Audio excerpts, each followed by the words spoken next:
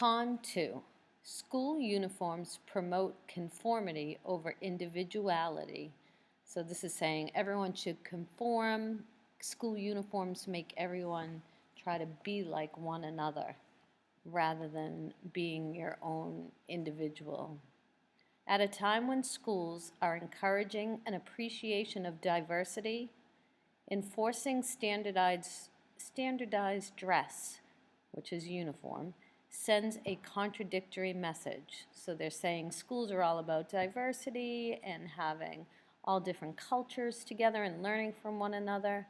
And then they make you wear a uniform, which makes you all be alike. And they're saying those are two different messages that don't go together. They're completely different.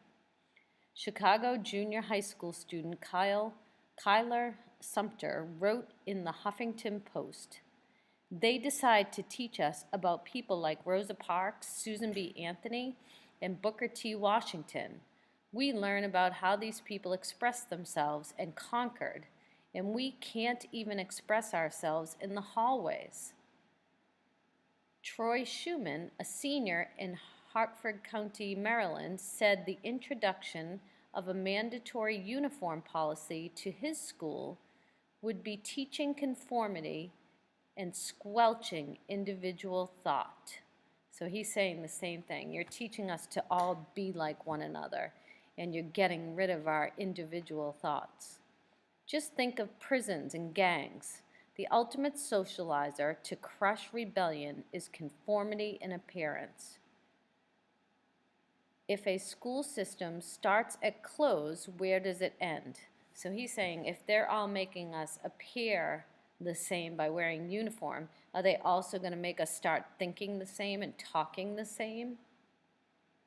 In schools where uniforms are specifically gendered, girls must wear skirts and boys must wear pants, transgendered, gender fluid, and gender nonconforming students can feel ostracized. So people that don't relate to either being male or female just feel like they're left out and they feel like they're almost being penalized. Seamus, a 16-year-old transgendered boy, stated, "Sitting in a blouse and a skirt all day made me feel insanely anxious. I wasn't taken seriously. This is atrocious and damaging to a young person's mental health. That uniform nearly destroyed me." So he's saying the uniform was so, that requirement to wear a uniform was so hard on him, it was affecting his mental health. Late satirist, which is someone who kind of does like a comedy or makes fun of things in different ways. So that was a guy named George Carlin, he was a comedian, asked, "Don't these schools do enough damage, making all these children think alike? Now they're going to get them to look alike too?" So even though he's trying to be funny, he is saying the same thing the other boy was saying about where does it end? You know, if they're going to have us dress alike, are they going to have us think alike too?